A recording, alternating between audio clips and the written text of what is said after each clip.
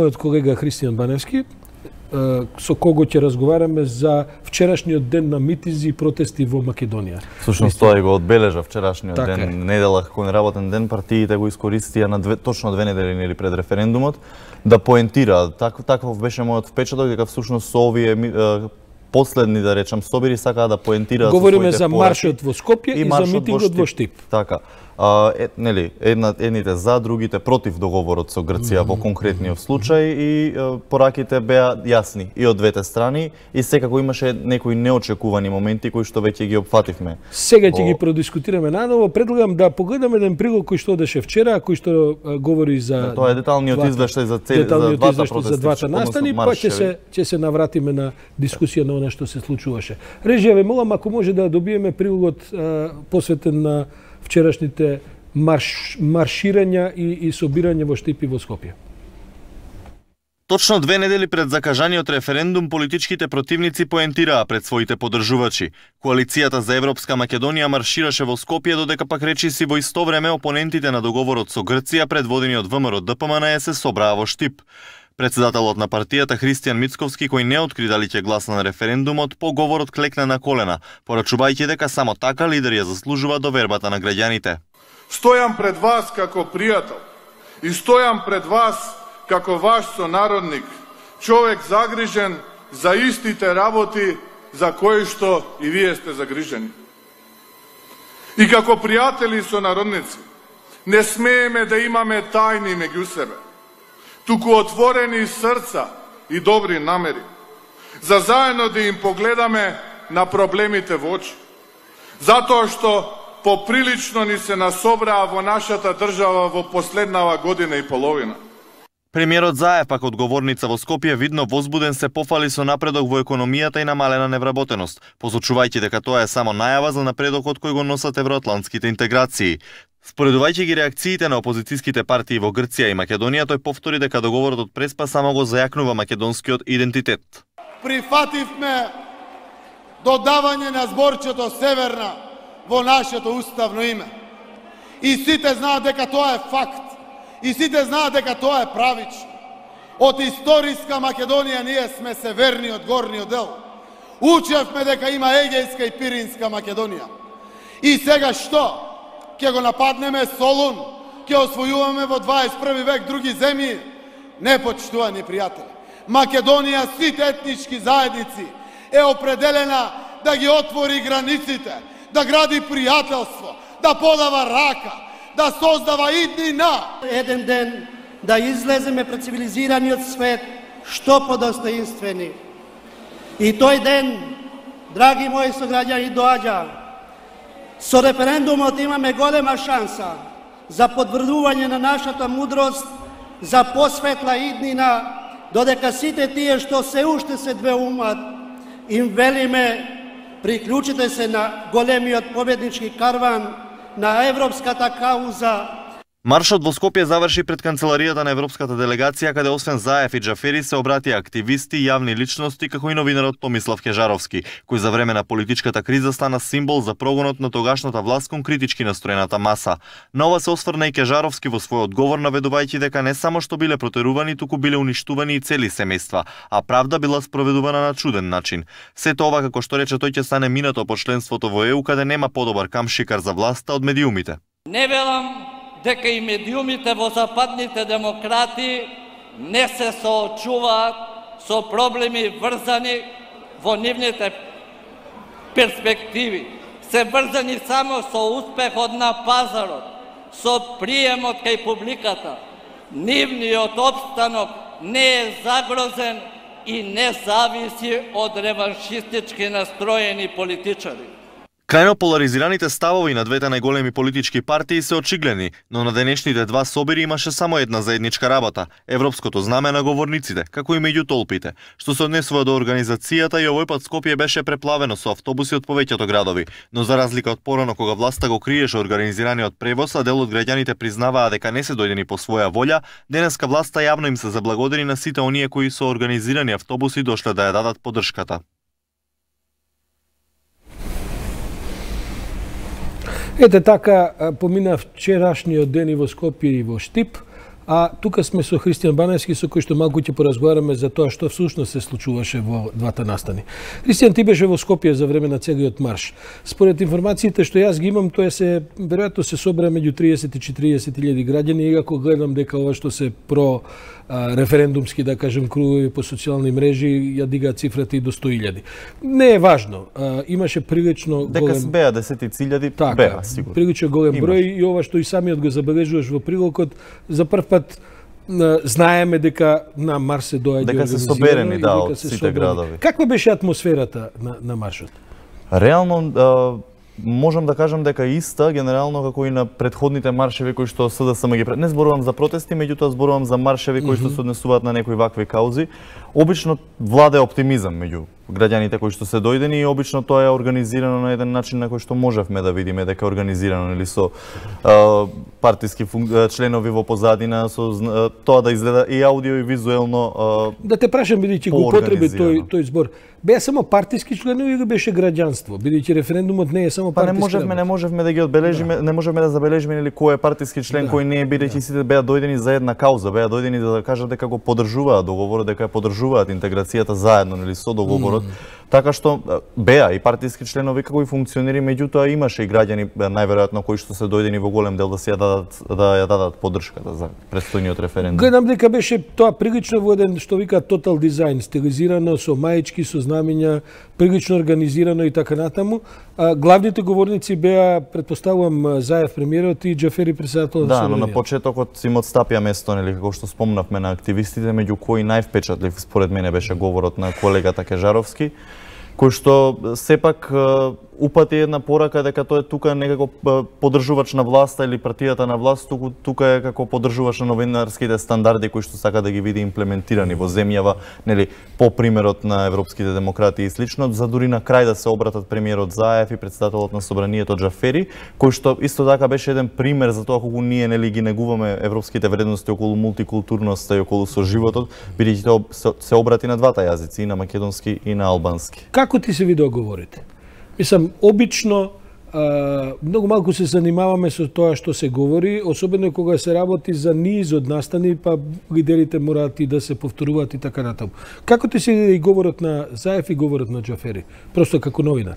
Говорот на Џафери беше повикувачки говор кон сите граѓани, без разлика на нивната етничка припадност. Тој ги повика да се приклучат на победничкиот караван, бидејќи, нели, како што знаеме, за сега немаме друга алтернатива кога станува збор за евроатлантските интеграции, меѓутоа говорот на премиерот Заев беше прилично долг, што можев да забележам, и меѓутоа не значи дека немаше поинти или немаше конкретни пораки, односно во целата таа должина на неговиот говор тој пренесе доста сериозни пораки, иако морам да забележам дека видно беше неговата возбуда или пак вознемиреност, ако можам да кажам, пред граѓаните кои што зборуваше, тоа се забележува и во повисокиот тон на кој што зборува, меѓутоа тој неколку пати повтори дека всушност станува збор за државничка работа и дека не може да биде рамнодушен кога станува збор за еден ваков значаен чекор. Реакциите во публиката, во присутните им здодеа говорот или останаа, да кажем вака, алертирани и со внимание го проследија? Не, сега го, бидејќи тоа имаше една линија на движење кој што со пораките и со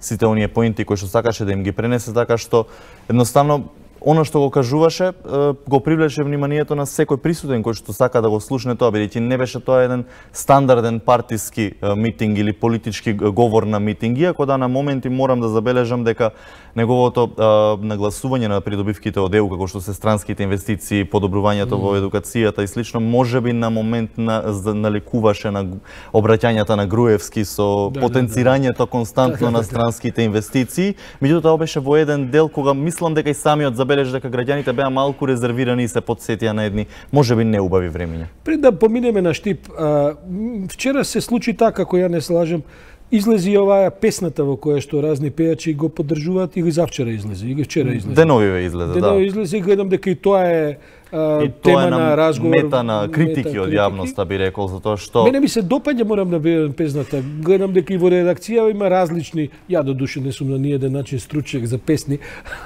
ама мислам дека една оптимистичка... Да, нели можеме да цениме, да, меѓутоа сметам дека настрана песната и настрана спотот и настрана се, сметам дека јавните личности од типот на пејачите имаат и како голема одговорност да го кажат своето мислење, особено во вакви ситуации. Меѓутоа, револтот кај јавноста можеби е што сето тоа изгледа така на брзина спакувано и со голем број музичари и лица кои што всушност до вчера го зборуваа сосема спротивното од она што денеска го кажуваат, па можеби тука се јави нели кај јавност еден впечаток дека се до тоа прават само за некаква финансиска придобивка или слично. Јас колку што знам тоа се бесплатни ангажмани или можеби грешам. Да, меѓутоа сепак немаме потврда за тоа дали тоа сепак е дел од пари од кампањата, нели, кои што се сепак од наши пари. А можда е интересно да се провери за некои од наредниве информативни емисии.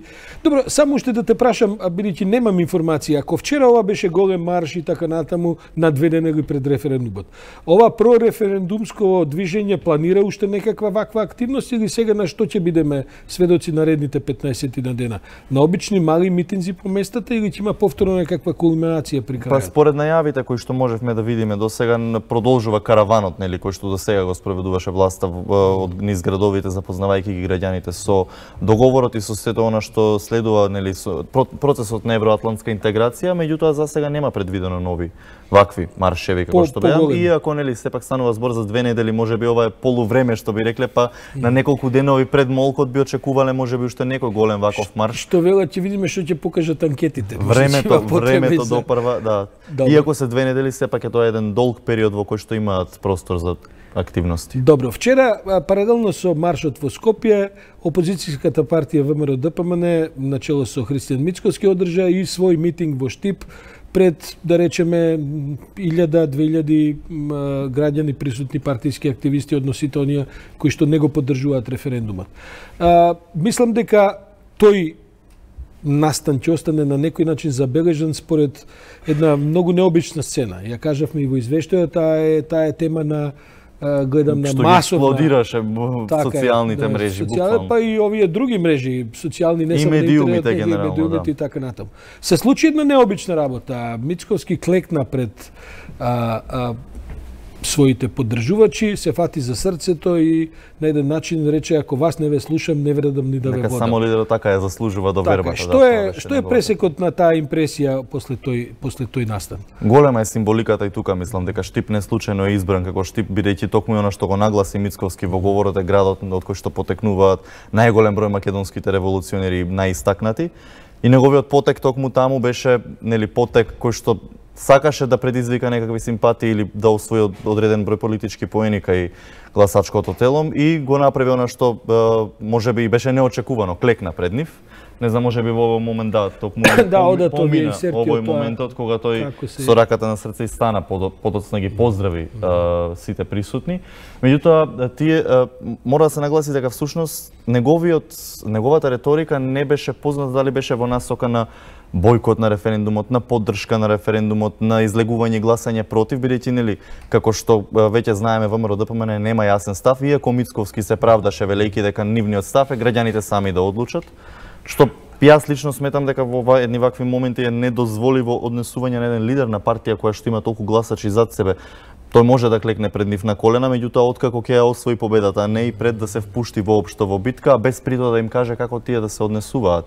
Што можеби и неговото гласачко тело го остава дополнително збунето, бидејќи ако лидерот клечи и не знае што да направи пред нив, тогаш како тие би се однесувале, ако тој им вели однесувајте се, како што по ваше убедување. Така е, гледам дека има веднаш вчера веќе и денеска е преплавени се мрежите со разноразни, па да речеме и Тодоров да го прокоментираме, бившиот министар за здравство и за правда, излезе со став дека ВМРО-ДПМН мора да повика на гласање на референдумот без разлика кој како ќе гласа на така, освен него и бизнисменот Орце Камчев кој што тоа е друг тип на изненадување. За приврзаник на претходната власт сега пак вели дека не сме имале похрабар премиерот Зоран Заев. Сите овие изненадувања нели водат, односно укажуваат на она што се зборува веќе долг период дека нешто се случува во ВМРО-ДПМН, тоа е сигурно. Критичарите на опозицијата најчесто на социјалните мрежи одат во насока дека целиот овој потег на Мицковски е под некаква пресија, односно не е негов потек, дека потекнува од некој друг центар во партијата, најчесто го посочуваат Груевски. Дури имаше една таква фотомонтажа, Груевски седнат на рамената на Мицковски на истиот момент, што укажува на тоа дека всушност ВМРО-ДПМН поради внатрешните работи не може да донесе конкретен став и да го поведе своето членство кон конкретна акција, за разлика од како што гледаме бивши функционери кои што сосема спротивно излегува дека ќе излезат на гласање, дека ќе... Па мене ми се чини дека тоа малку го поттикнува и Груевски, бидејќи самиот тој не излегува да каже што точно предлага. Имаше негдека негова изјава дека или ја може да грешам. Што беше негде? Беше во собранието, да. Веднаш мислам дека сега беше пред околу недела-две неговата изјава во собранието кога всушност повторно не одговараше на новинарски прашања. Меѓутоа нели потенцираше само уште еднаш колку договорот е лош, колку Македонија капитулира со неговото потпишување. Добро, неговиот став дека на власти е важно да биде уапсен пред референдумот, затоа што така власта наводно мисли дека референдумот ќе биде успешен. Меѓутоа нема некакво дистанцирање што самиот би го покренал меѓу него и Мицковски, за да ако ништо друго барем на Мицковски му овозможи еден поавтономен периметар на делување, за да неговите одлуки не бидат секојаш толкувани како одлуки кои што се носат во друг центар на моќ. Ќе видиме, можеби Мијалков ќе се охрабри, можеби во ова студио да дојде, па да каже и самиот лично што мисли тој за овие, бидејќи некако кога говориме за Груевски, веднаш го сметаме тој. Да. Пакетот. Едниот за политика, другиот за интересно за Мицковски беше што во една интервју на телевизиите кога беше прашан дали се консултирал со Груевски за став за референдумот, тој направи една гримаса која што во еден момент нели не даваше конкретен одговор, за после да каже дека нема потреба да се консултира со него бидејќи иако е тој нели почесен претседател на партијата.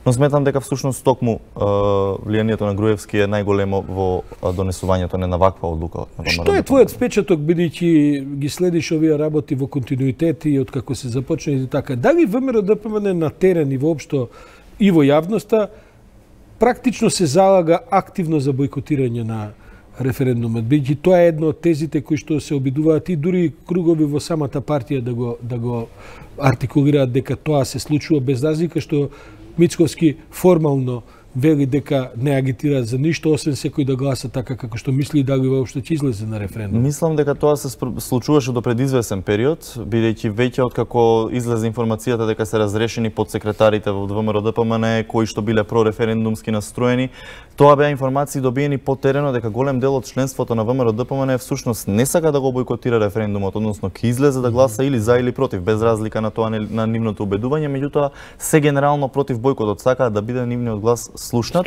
што ВМРО-ДПМН мислам дека го забележа поради што нели покрај притисокот од меѓународната заедница е дел од причините поради кои што донесе таков став да ако можеме да речеме да нема став. Реформистиве во ВМРО-ДПМН, ова крило во кое што бараше реформа на статутот и кое се води како се едно условно речено прогресивно крило и така натаму, денови гледаме распослани по разни студија и телевизии, на медиуми други и така натаму, беа се разбира и во еден телевизија во неколку наврати, се очекували дека тие можеби ќе излезат со некаков свој собствен заеднички став пред референдумот. Па тие имаат став, мислам дека можеби не колективно, меѓутоа формализиран став нема, меѓутоа голем број од оние реформистите со кои што сме разговарале досега велат дека нивниот став е исто така, да не се бойкотира референдумот, односно или да се повикаат граѓаните да гласаат против, доколку сметаат дека договорот е штетен, иако меѓу своите редови имаат и членови кои што не сметаат дека договорот е штетен, кои што всушност го поддржуваат овој договор и сметаат дека е најдоброто решение. Поради што можеби и нивниот, ако може се рече, отпор во партијата е раситнет поради несогласеноста во ставовите, меѓутоа исто така и голем број од нивните формализирани, ако можеме да речеме, ставови и не најдуваат на слух во телата на одлучување на партијата. Да те прашам уште ова, со Гордана Дувњак, со уредничката на информативната програма на еден телевизија, сабајле. Кога го почнавме студио. Почнавме отвореното студио, ама бидејќи траете се чини дека цел ден. Сабајле констатиравме, попладне констатиравме дека Македонија одамна не била вака преплавена со значајни високи личности кои што доаѓаат во посета да дадат поддршка, да поттикнат на излегување на референдум и да кажат дека ова е еден историски момент кој кога ќе помине ќе биде доцна да потоа да се жали по него. Што е твојот впечаток, Христијан? Дали ти мислиш дека тоа има позитивно или негативно влијание врз јавноста и врз, па ако сакаш и врз, бидејќи тоа е сепак насочено врз членството на ВМРО ДПМН, кое што еве говориме цело време дека се мисли што да прави. Дали тоа има па и кон оние кои што се уште не одлучиле што ќе прават? Е негативно е тоа влијание или да не речат луѓето доста веќе аман, да, па тоа има такви коментари. Секако, меѓутоа кога сме веќе кај ВМРО ДПМН видовме како влијае тоа, особено по посетата на Меркел, нели кога го донесе овој поомекнат став за разлика од нивната претходна реторика која одеше во насока на бојкот. Што се однесува до граѓаните, мислам дека оние кои што всушност не се толку многу информирани во однос на придобивките и во однос на се што ние добиваме со договорот и со евроатлантските интеграции, на нив име можеби смачено од сите овие посети и коментарите кои што се по социјалните мрежи се најчесто овие ли знаат да ни кажат на нас како се живее, зошто курс ни вели да влеземе во НАТО кога Австрија самата не е членка на НАТО и слични такви коментари, еден скептицизам помеѓу населението кој што е резултат на сите овие политики во изминатиот период. Меѓутоа скептицизмот можеби е во помала мера изразен по социјалните мрежи за разлика од поддршката, меѓутоа има и многу, предпоставувам, воздржани граѓани кои што не сакаат воопшто се впуштаат во никаква дебата до денот на референдумот кога ќе си го дадат својот глас веќе со донесено мислење, нели базирано на сите овие целиот овој период и сите оние информации кои што стигаат до нив за на крај да одлучат како ќе постапат. Атлантскиот институт неодамна излезе со една анализа пред 3-4 дена во кој што врз еден аналитички истражителен начин констатираше дека на денот 8 септември кога беше Меркел во Македонија, кога беше празникот нели македонски државен, дека Твитер заедницата била очигледно инструирана главно, ми се чини, од 9 профили и како е тоа една всушност една индустријска, една одлична анализа, малку и техничка, технолошка, не да, и се наведува на фактот дека помеѓу сличноста со фейк њуз индустријата. Така, со фейк њуз и со оние, да кажем, десничарски, па и радикално десничарски центри на приказната да може да е многу и поголема од тоа, бидејќи дознавме дека фейк њуз индустријата всушност не се само неколку деца кои што нели седат на компјутери и објавуваат вести, туку многу поголемо и меѓудржавни центри. Денеска Заев го дочека Матис. Матис на доаѓање во Скопје рече дека доаѓа бидејќи е загрижен за руското влијание.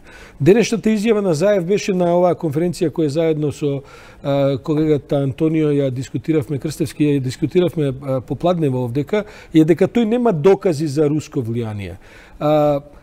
Дали ти се чини дека Заев на вистина нема докази или се труди сепак да одржи една коректност код една, да речеме, значајна земја, каква што е Русија и кон незиното евентуално мешање или не мешање во овие работи, бидејќи па од друга страна кога имаш американски државен секретар за одбрана кој ти вели доаѓам бидејќи сум загрижен, претпоставувам дека знае нешто повеќе отколку што можеби дури и Заев би знаел. Што е твојот впечаток? Ако ја читаме формулацијата кога нели беа приведени оние демонстранти кои што протестираа пред собранието, формулацијата беше дека признале дека добивале пари од грчки бизнисмени со руско влијание, така што тука конкретно руското влијание нели директно од руски државјани не можеме да го докажеме. Меѓутоа сепак е тоа еден вид на политичко влијание од политички центар на моќ кој што доаѓа нели од Русија, како што беше информацијата дека токму на овој ден многу руски и украински државјани всушност ги преминале границите и влегле во Македонија, кога збориме за 8 септември и зголемената активност на Твитер заедницата, што укажува на тоа дека оваа приказна може да е многу поголема од тие 9 лица нели кои што ние ги замислуваме инструирани од некаков центар на моќ. Мене ми се чини дека тоа е една од причините заради која денеска Никола Тодоров, давајќи оваа изјава дека тој ќе излезе на референдумот без разлика како ќе гласа, он ревели дека ќе заокружи не и да, бидејќи е да за евроатлантска интеграција, но не за договорот. Но таму он додава во својата дискусија дека е скандализирано тоа што ВМРО ДПМН си дозволува да остане заробена во еден грст на луѓе кои што се радикални, кои што се, сега точно не можам го интерпретирам, само не можам го цитирам. Но знаеме да реториката говори за овие радикални струи, па дури поттикнати од странство и така натаму, а дека ВМРО ДПМН мора да се издигне на тоа и да се еманципира од тој тип на радикални влијанија. Дали и тоа може би дел од оваа приказна за која што разговараме? Да, нели кога синоним за владењето на ВМРО ДПМН, барем според на овие изминати години, нели нели владењето на фамилијата, кој што го нарекуваат, така што можеме да заклучиме дека се тоа неколку луѓе кои што на чело на партијата стојат, меѓутоа се далеку посилни играчи за да можат да бидат туку така сменети од одлучувачките тела. Денеска во редакцијата разговаравме за тоа, се појави една информација дека некој нашинец од Канада донирал $100,000 за ова целото движење против референдумот и дека не би било лошо да го најдеме тој човек макар на телефон и да поразговараме со него, бидејќи јас не сум слушнал до сега никој во диаспората на така дарежлив начин со така голема сума да помогне некој свој политички став, на што има право се разбира. Би биле интересни да се дознаат и мотивите. Не само тоа, туку кој е тој човек, бидејќи на вистина ние обично знаеш како е, ние сме го дискутирале тоа, ќе се соберат, сите имаат силни емоции, силни чувства, на крај кога ќе прошета касата за поддршка, секој дава по $2-3-10 и така натаму. Така што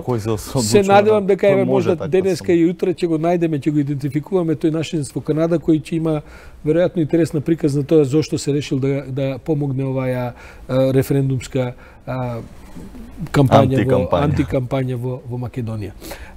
Овдека би завршиле со овој дел од разговорот и предлагам да поминеме понатаму со вестите кои што ќе ги чита Александар. Александар, не знам дали ќе успеете денеска во овие кратки термини од 10 минути да ги збиете сите настани. Ја не сум сигурен и дали имаме доволно оркестри кои што може да се поредат на аеродромот во Скопје да ги дочекаат сите овие кои што доаѓаат дедовиве овдека. Токму така, Ордановски, како што кажа, минутажата е кратка, толку многу настани. Денеска дури 4 гости имаме во официјална посета на земјава. Јас ќе спомнам само американскиот секретар за одбрана Джеймс Матис, кој што е една голема фигура која што доаѓа во земјава во пресред на референдумот на 30 септември со цел да даде негова поддршка. Ние од информативната редакција будно ги следиме сите овие случувања со цел точно, прецизно и навремено да им ги пренесеме на нашите гледачи. Сите информации ги имаме во вестите кои почнуваат веднаш по најавната шпица.